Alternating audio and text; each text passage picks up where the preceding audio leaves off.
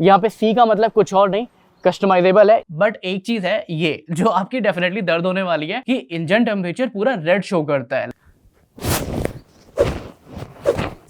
So this is the all new KTM 390 Adventure 2025 model. वैसे तो सबको पता है कि KTM ने दो वेरिएंट लॉन्च किए थे, एक एक्स वेरिएंट लॉन्च किया था, ऐसे लोगों के लिए लॉन्च किया था जो लॉन्ग राइड्स बहुत ज़्यादा करते हैं, और एक वेरिएंट लॉन्च किया था ऐसे लोगों के लिए जो लॉन्ग राइड्स भी करते हैं बट उनको ऑफ रोडिंग हार्ड कोर वाली पसंद आती है। ये टॉप मॉडल है। सबसे पहले शुरू करते हैं इसकी स्पेसिफिकेशन से। आई नो आप सबको पता है बट स्टिल एक बार मेरे अंदाज में। सबसे बेस्ट पार्ट इस बाइक का मुझे लगता है इसमें स्पोक व्हील्स के साथ में ट्यूबलेस टायर आते हैं। बाकी इसमें KTM का नया वाला इंजन देखने को मिलता है। ये सेम इंजन 398.63 सीसी का आपको ड्यूक 390 में भी देखने को मिलेगा। वेल LC4C टेक्नोलॉजी का मतलब होता है लिक्विड कूल्ड 4 वॉल्व कॉम्पैक्ट। तो छोटा सा इंजन है बट पावर अच्छी खासी मिलती है। एक्यूरेट नंबर की बात करें तो 46 PS की पावर और 39 Nm का टॉर्क इसमें देखने को मिलता है। बाकी अगर आप इस साइड से देखोगे तो यहाँ पे काफ़ी ज़्यादा स्विचेस आपको देखने को मिलेगी, और पहली बार मैं किसी बाइक में देख रहा हूँ कि एक कस्टमाइजेबल स्विच है। यहाँ पे C का मतलब कुछ और नहीं, कस्टमाइजेबल है। इसको आप किसी भी एक फंक्शन के लिए डेडिकेट कर सकते हो। यहाँ पे अगर आप देखोगे तो क्रूज कंट्रोल का ऑप्शन है, ये SOS की बटन हो गई। अगर आपको मेन्यू यहाँ से स्क्रॉल करना है तो अप के लिए ये है, डाउन के लिए ये है। अगर आपको बाहर आना है तो सिंपली ये वाली बटन दबानी है। किसी भी चीज़ में एंटर करना है तो ये एंटर वाली बटन प्रेस करनी है। Simple and sorted. अगर आप यहाँ पे देखोगे तो प्लस और माइनस की स्विचेस देखने को मिल रही है। तो होता क्या कि जब भी आप क्रूज कंट्रोल एक्टिवेट करते हो तो सबसे पहले आपको ये वाली बटन दबानी पड़ती है, फिर आप 3 सेकंड के लिए प्लस वाली बटन दबाते हो तो यहाँ पे एक स्पीड बन के आती है। वो सारी चीज़ें हमको प्रैक्टिकली करके बताने वाले हैं। उसके साथ ही यहाँ पे मिलता है 14.5 लीटर का मैसिव टैंक। बट अगर रेंज की बात करें तो यहाँ पे अप्रॉक्स 240 किलोमीटर की रेंज ही आपको देखने को मिलेगी, क्योंकि इतना बड़ा इंजन है, इतनी बड़ी बाइक है, तो बहुत ज़्यादा माइलेज एक्सपेक्ट मत करना। इसके साथ ही अगर इस बाइक की ग्राउंड क्लियरेंस की बात करें तो ये है अप्रॉक्स 237 mm। अगर फॉर्च्यूनर की बात करें तो उसकी ग्राउंड क्लियरेंस होती है 228 mm, तो उससे काफ़ी ज़्यादा है देखने में। इसका मतलब सीधा है कि आप इस बाइक को कहीं पे भी लेके जा सकते हो। यहाँ पे KTM ने एक अच्छी चीज़ की है, इसकी सीट हाइट रखी है 830 mm, बट यहाँ पे सीट्स नैरो है। तो अगर आपकी हाइट 5'6", 5'7" है तो भी आप आराम से इसको हैंडल कर सकते हो कुछ इस तरीके से।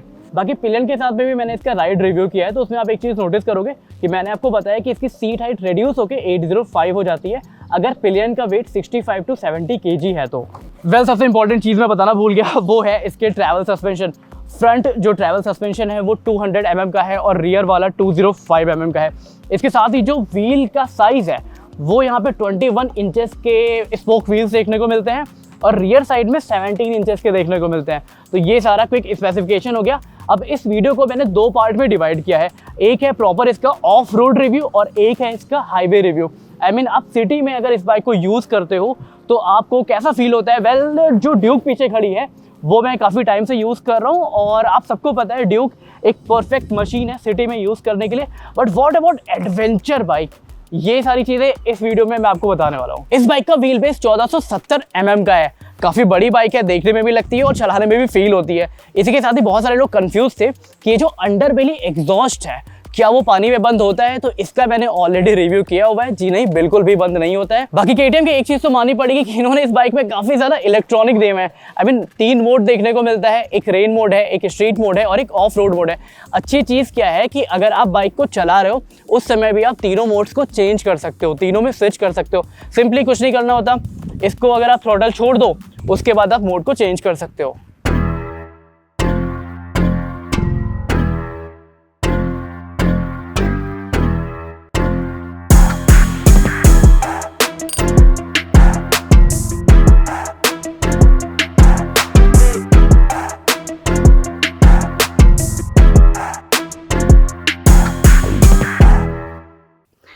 तो बहुत हो गया ऑन पेपर स्पेसिफिकेशन की बात, अब करते हैं इसका रियल लाइफ रोड टेस्ट।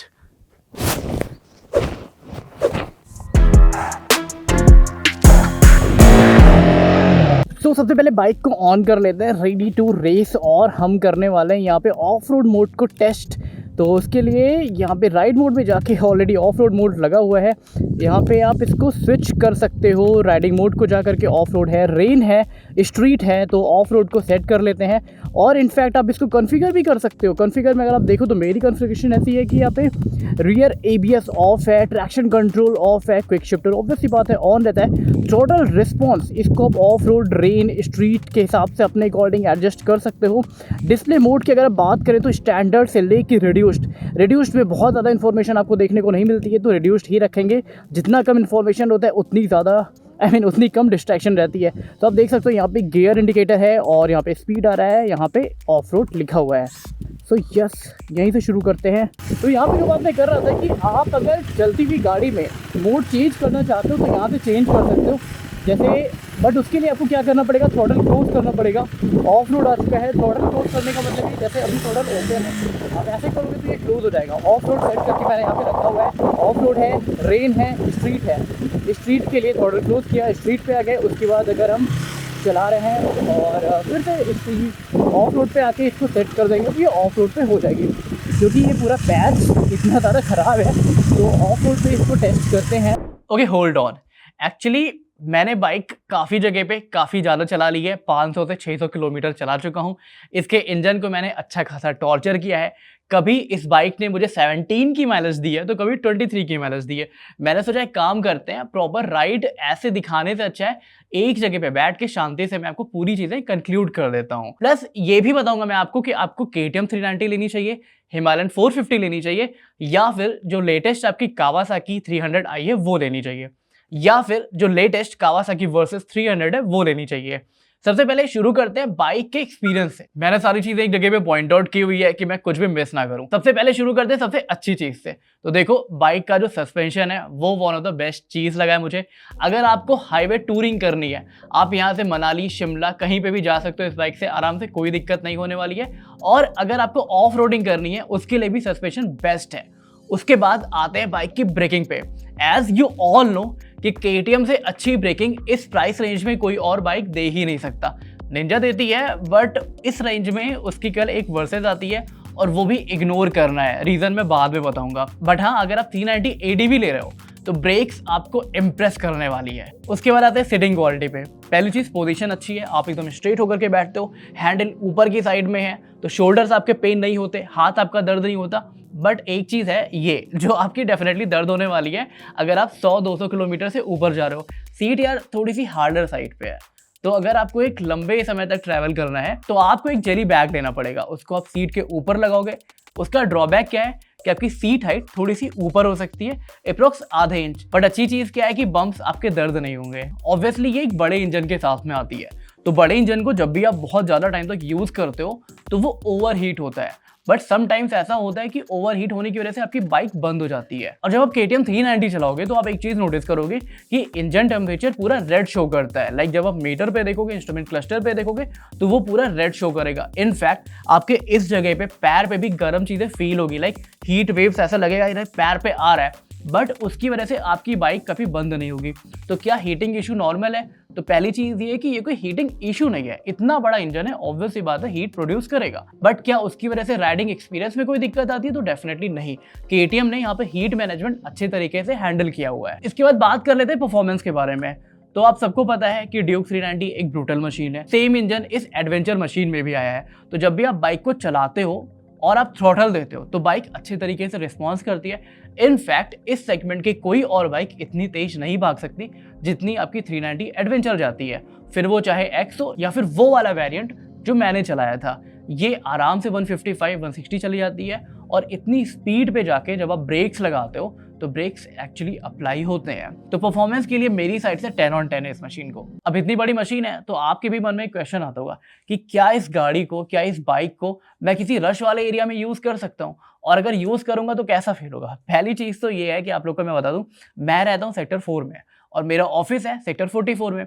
जो डिस्टेंस है वो अप्रॉक्स 10 किलोमीटर का है। और भाई रास्ता आप सबको पता है गुड़गांव का, आपके घुटने से बड़े यहाँ के ब्रेकर्स होते हैं। तो अगर आपके पास में एक ऐसी मशीन है, एक ऐसी एडवेंचर बाइक है, तो ये रास्ते ना बहुत ईजी हो जाते हैं। वन ऑफ द बेस्ट चीज़ क्या है बाइक की कि इसकी ग्राउंड क्लियरेंस बहुत ज़्यादा अच्छी है।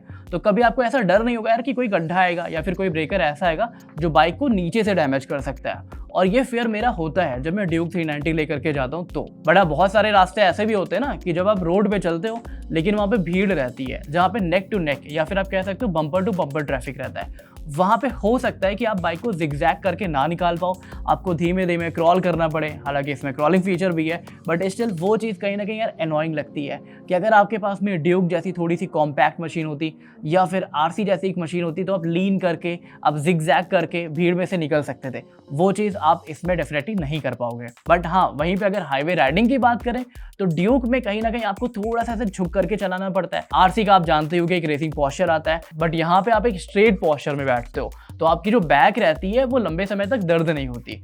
तो अगर मैं कंक्लूड करूं तो नेक टू नेक ट्रैफिक में मैं इसको 7 आउट ऑफ 10 दूंगा। इसके क्रॉलिंग फीचर की वजह से काम करते हैं, 1 पॉइंट बढ़ा देते हैं तो 8 आउट ऑफ 10 दे देते हैं।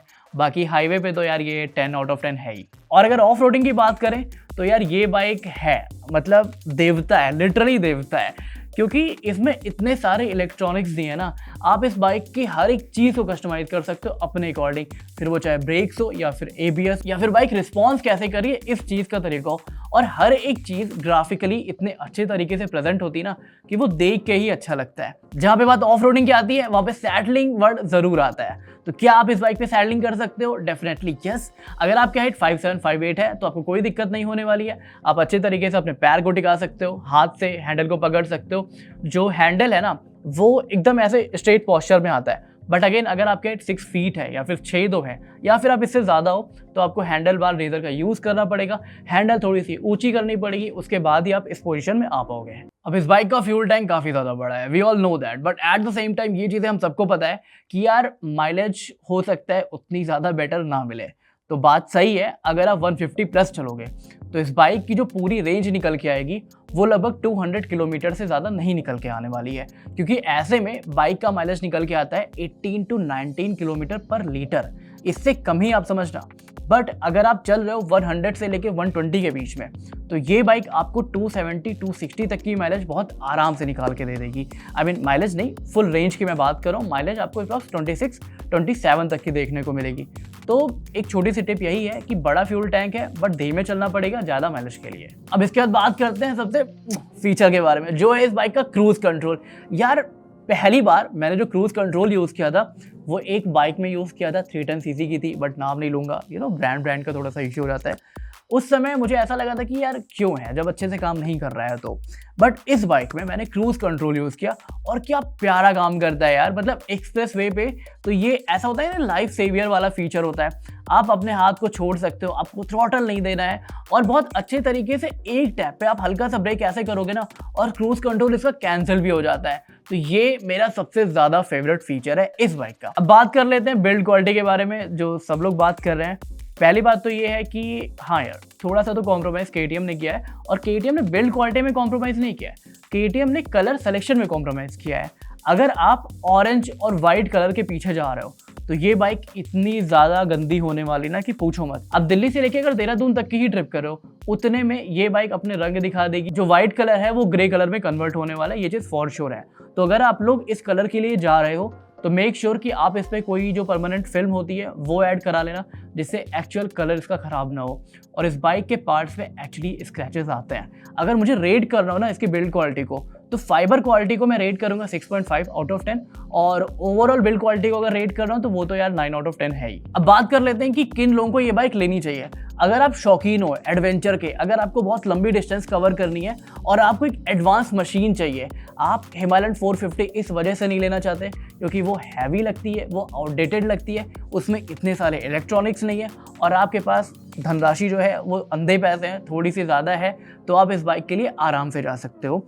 अगर मेरी फेवरेट बाइक पूछोगे ना 4 लाख के अंदर में, तो मैं डेफिनेटली KTM 390 एडवेंचर ही बताऊंगा, क्योंकि यार मैं बहुत लंबा ट्रैवल करता हूँ, ठीक है। उसके साथ में क्या है कि मुझे ऑफिस जाने के लिए भी इस बाइक से कोई दिक्कत नहीं है। इसका जो क्रूज कंट्रोल है, इसका जो क्रॉलिंग फीचर है, प्लस इसका जो मेंटेनेंस कॉस्ट है वो भी काफ़ी कम आने वाला है। वेल एक चीज़ मैं वहाँ पे बताना भूल गया था कि मेंटेनेंस कॉस्ट KTM की कम होती है। तो मंथली अगर आप 60,000 के आसपास अर्न कर रहे हो तो ये बाइक आपके पॉकेट पे हैवी फील नहीं होने वाली है। आई मीन आपकी वॉलेट को बर्न नहीं करने वाली है, अच्छे तरीके से आप इसको हैंडल कर सकते हो। तो ये था मेरी साइड से कंक्लूजन KTM के लिए। बाकी आई होप दैट कि आपको मेरी और KTM की केमिस्ट्री अच्छी लगी होगी। This is Nikhil Shrivastava signing off, मिलते हैं किसी नेक्स्ट वीडियो में।